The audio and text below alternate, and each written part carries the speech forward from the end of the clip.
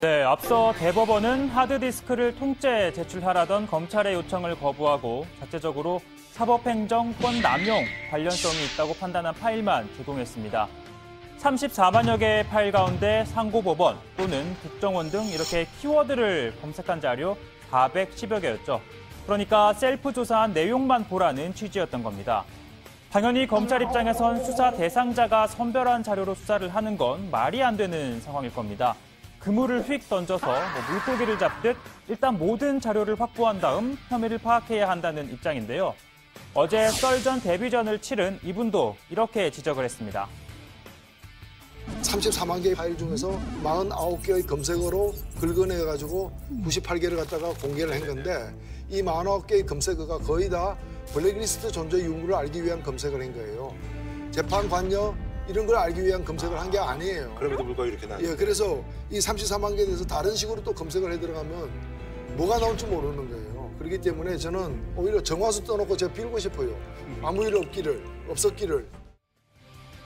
아무 일 없기를, 즉 재판거래 의혹은 이번 수사를 통해 차라리 사실이 아니라고 밝혀졌으면 하는 바람이 있을 정도로 결코 있어서는 안 될 일이었다는 겁니다. 자, 결국 검찰과 법원은 검찰이 대법원 청사로 가서 자료를 복사하는 방식의 합의를 했습니다. 오늘부터 본격적인 작업이 시작이 됐는데요. 법원 관계자가 지켜보며 파일을 선별을 해서 넘겨받기로 함에 따라 다음 주까지 작업이 이어질 것으로 보입니다. 또 대법원이 상당수 제출을 거부한다면 결국 검찰은 압수수색 영장을 청구할 가능성이 커 보입니다. 자, 이러한 가운데 양승태 대법원은 상고법원 도입을 위해 관련법을 심사하는 국회 법사위 소속 의원을 상대로 맞춤형 전략을 세웠던 정황이 드러났습니다. 상고법원안 법사위 통과 전략 문건을 검찰이 들여다보고 있는데요. 예를 들어 전북 익산이 지역구인 이춘석 의원은 2015년 당시 무소속 박경철 익산시장의 선거법 위반 사건을 빨리 확정 지으라고 사법부에 촉구를 했었는데요. 대법원 문건에는 이를 공략 포인트로 삼으면서 사건 처리를 미룰 필요가 있다는 내용이 담겨 있다고 합니다. 그러니까 이 의원의 요구와는 다른 입장을 취하면서 협상 카드로 활용하려 했다는 해석이 가능한 대목입니다. 물론 이 의원은 상고법원 도입에 찬성한 적이 없고 다만 몇 가지 조건하에서만 검토해 볼 수 있다는 입장을 줄곧 밝혀왔다는 입장입니다.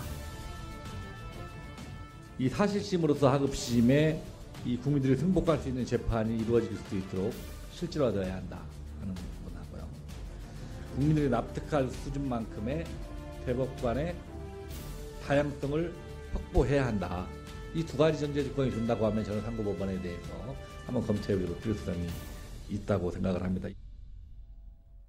아울러 검찰은 대법원이 대한변협에 이어 민변에 대한 압박을 가했는지에 대해서도 확인을 하기로 했습니다. 민변 압박 문건이라는 게 있는데요. 이게 실제 실행이 됐는지 확인하기 위해 민변 측 참고인 조사를 요청한 상태입니다. 현재 문건 내용은 대법원이 공개를 하지 않았고 민변의 정보 공개 청구도 거절한 상황입니다. 다만 공개된 문건에 등장하는 민변과 관련한 표현을 보면 민변이 상고법원 추진을 강하게 비판한다. 또는 민변의 복심은 진보 인사의 대법관 진출이다. 또는 민변 등 진보 계열의 대법관 증언 요구 촉발이 우려된다. 보시는 것처럼 민변에 대해 얼마나 부정적인 견해를 갖고 있었는지 유추해 볼 수 있는 대목입니다. 그런데 이 당시 대법원의 우려가 마치 현실화되고 있습니다. 민변 출신의 대법관은 눈앞에 다가왔죠. 김명수 대법원장이 대법관에 제청한 김선수 변호사, 바로 민변 창립 멤버이자 회장을 지냈습니다. 특히 김 변호사는 최근 대법관에 임명돼 퇴임했을 경우 변호사로 활동하지 않겠다라고 서약을 하기도 했습니다.